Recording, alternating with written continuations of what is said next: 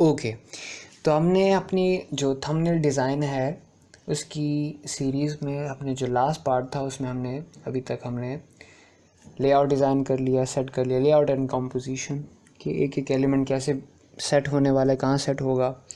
फिर उसके बाद हमने टाइपोग्राफी सेट की, फिर उसके बाद हमने पिक्चर को यूज़ किया अपने डिज़ाइन को कंप्लीट करने के लिए, फिर इसमें और उसको एक फ़ाइनल टच देने के लिए हमने ओपेसिटी मास्क को यूज़ किया। ठीक है, तो यहाँ पे भी हमारा वो थंबनेल डिज़ाइन कंप्लीट एक तरह से हो चुका है। लेकिन वही वाली बात, आप जितना गुड़ डालेंगे उतना मीठा होता जाएगा।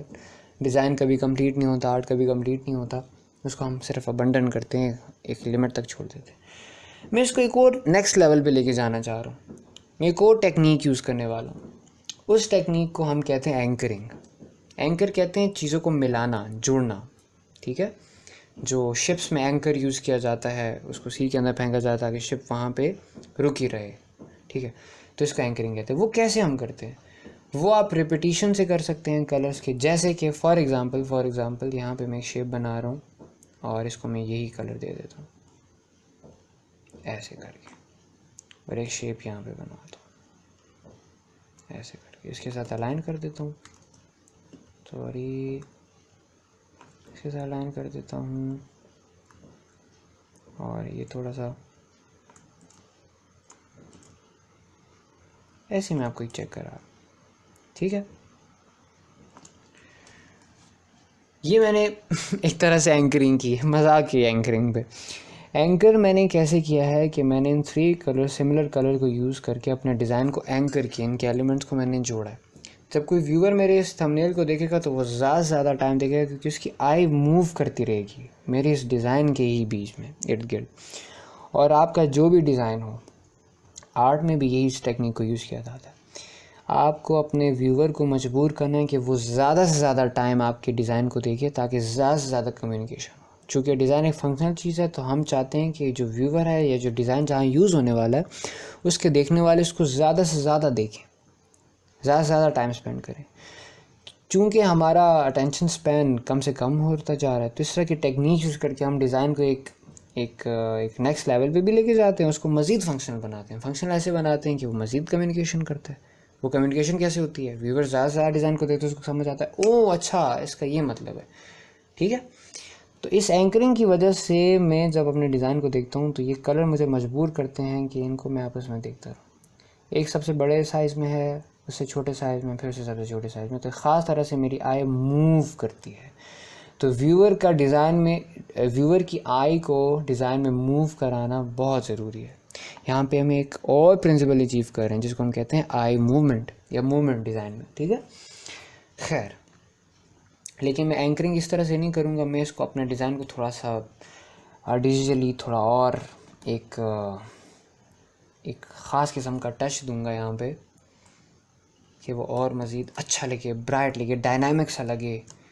मैं ब्लेंडिंग यूज़ करने वाला हूँ। कलर जब ब्लेंड होते हैं तो हमें अच्छा दिखता है। वो किस तरह से, जो हमारे डिज़ाइन के जो ख़ास शेप थी उसी को ही मैं यूज़ कर लेता हूँ। इस साइज़ को मैं यूज़ कर लेता हूँ, ये थोड़ी सी बड़ी है इसके लिए। ओके, मैं इसको यूज़ कर लेता हूँ, देखता हूँ इससे क्या होता है। ये भी से बड़ी है। ठीक है, मैं टाइप को फ्रंट पे ले आता हूँ, शिफ्ट कंट्रोल राइट ब्रैकेट, इसको मैं कंट्रोल 2 से लॉक कर देता हूँ। मैं अब यहाँ पे क्या कर रहा हूँ, मैं चाह रहा हूँ कि मैं यहाँ पे एक शेप लूँ एक ख़ास तरीके से। अभी आप इसका रिज़ल्ट देखेंगे, और मैं चाह रहा हूँ ये पार्ट सारे इक्वल रहें, और ये यहाँ पे एक शेप यहाँ पे हो रहा है। और मैं चाहता हूँ इसी को ही मैं यहाँ पे रिपीट करूँ, और वो जो रिपीटिशन होगी शेप की, इस कलर की, वो इसके साथ अलाइन होना चाहिए। मैं आपको बताता हूँ मैं अलाइन इसको क्यों कर रहा हूँ। और ये यहाँ पे, अच्छा यहाँ पे ये कहाँ पे एंड होगा, मैं चाहता हूँ कि ये यहाँ पे एंड हो। इससे जो छोटा साइज था वो ये है, तो मैं इसको यूज़ कर लेता हूँ। ये अपना मैं लेआउट के ऊपर जो बेस पे जो है मैं सब कोई डिसीजन ले रहा हूँ कि कहाँ कहाँ कौन कौन सा ऑब्जेक्ट किस तरह से प्लेस होगा और क्यों होगा। छोटी छोटी टेक्निक्स एंड ट्रिक्स जिससे आप अपना डिज़ाइन अच्छा बनाते हैं, जिनके बारे में ज़्यादातर लोग बात नहीं करते। अच्छा, सो इससे अब क्या हो रहा है कि जो डिज़ाइन है वो थोड़ा मज़ीद जो है उसमें कैंकर हो रही है, लेकिन ये थोड़ा डिज़ाइन का जो वो एक डायनामिक जो इंटरेस्ट इसमें क्रिएट हो रहा था वो कम हो रहा है। उसको मज़ीद बढ़ाने के लिए, उसको उसी लेवल पे रखने के लिए मैं यहाँ पे ब्लेंडिंग यूज़ कर रहा हूँ। वो आप यूज़ करते हो ओपेसिटी को टूल को यूज़ करके, और यहाँ पे ख़ास टाइप की ब्लेंडिंग को यूज़ करते हो, और कमाल देखा है आपने। और इसी तरह ही मैं इसको यूज़ करता हूँ और कर लेता हूँ। अच्छा, मैं यहाँ पे एक और चीज़ चाहता हूँ कि मेरा जो इसकी जो विड्थ है वो थोड़ी ज़्यादा मुझे लग रही है। मैं चाहता हूँ कि इसकी, अच्छा यहाँ पे ये कंस्ट्रेंट है, मतलब कि मैं विड्थ को कम करूँगा तो हाइट भी कम होगी, तो मैं इस कंस्ट्रेंट को बंद कर देता हूँ, ऑफ़ कर देता हूँ, और मैं इसकी विड्थ को, जितनी भी विड्थ है ये वही विड्थ है यहाँ पे, ठीक है। मैं चाहता हूँ इसकी विड्थ को मैं कम करूँ इसी ख़ास रेशो से, और टैब दबाता हूँ तो कुछ चेंज आ जाता है। तो एक एक चीज़ हमारे पास हर तरह से बैलेंस में करना चाह रहा हूँ। सो ये था हमारा थंबनेल डिज़ाइन। यहाँ पे मैं चाहता हूँ कि जो मेरी पिक्चर थी जिस पे मैंने ओपेसिटी मास्क यूज़ किया हुआ, ट्रांसपेरेंसी टूल यूज़ करके, उसकी मैं ओपेसिटी 90% कर दूँ, थोड़ा सा और कम करूँ, ताकि मेरा डिज़ाइन और जो लिखा हुआ है वो कंट्रास्ट ज़्यादा बिल्ड हो। देखिए, contrast is the king. Design में जितना कंट्रास्ट होगा उतने से वो उसकी मीनिंग बढ़ेगी, उतनी वो फंक्शनल होगा, विजुअल कम्युनिकेशन होगी।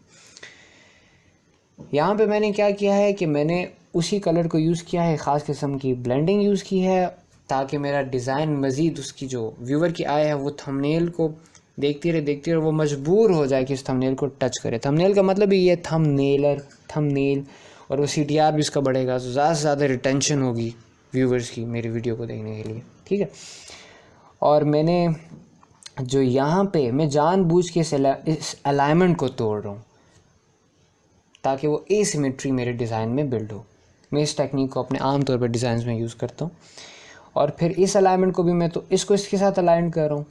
जब आप दो एलिमेंट्स को डिज़ाइन में अलाइन करते हैं तो उसके आप उन एलिमेंट्स के बीच आप कनेक्शन बिल्ड कर रहे होते हैं, उनका ताल्लुक आपस में बना रहे होते हैं। फिर इस अलाइनमेंट को मैं यहाँ से तोड़ रहा हूँ, यहाँ पे मैं स्पेस ज़्यादा रख रहा हूँ, यहाँ पे कम रख रहा हूँ, ताकि वो चीज़ें एसिमेट्रिकल रहें लेकिन दिखने में एज अ होल बैलेंस रखें, इंटरेस्टिंग लगे, ठीक है। और यहाँ पे जो स्पेस थी उसको मैं इसके ख़ास रेशो में रख रहा हूँ, उससे भी हाफ का कोई ख़ास हिस्सा रख रहा हूँ ताकि एक ख़ास वाइब हो। और जब मैं सबको हटाता हूँ तो मेरे डिज़ाइन की ये फील बनती है। अब जब मैं इसको प्रेजेंटेशन मोड पे देखता हूँ, ज़्यादातर मैं अपने डिज़ाइन को प्रेजेंटेशन मोड पे देखता हूँ, तो ये हमारे पास फाइनल प्रोडक्ट है। तो जो भी मैंने डिसीजंस लिए वो लॉजिकल थे, लॉजिकल इन द सेंस कि ये नहीं कि मेरी ख़ास एक लॉजिक है, मतलब एक ख़ास लॉजिक पे बेस्ड थे। और मैं चाह रहा था कि मेरा डिज़ाइन जो है वो मीनिंगफुल हो, जो उसका टाइटल है, टॉपिक है, उसके हवाले से हो, कंसिस्टेंट हो, उसके साथ अलाइंड हो, देख के ही समझ आए कि ये किस चीज़ के हवाले से वीडियो होने वाली है, और उसको व्यूअर मजबूर हो जाए कि वो उसको क्लिक करे। हर एलिमेंट के बीच, चाहे टेक्स्ट का साइज़ हो इस आर्टबोर्ड के हिसाब से, वो बैलेंस है, एक ख़ास रेशो में, एक ख़ास तकसीम से है।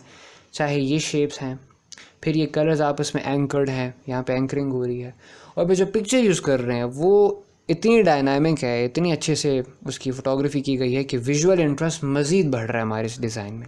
तो थंबनेल में हमने यही करना था, और उसको हमने थोड़ा सा डार्कर डीम दिया ताकि जो हम लिखा हुआ है उसमें कंट्रास्ट बिल्ड हो और हमारा डिज़ाइन बेहतर से बेहतर लगे।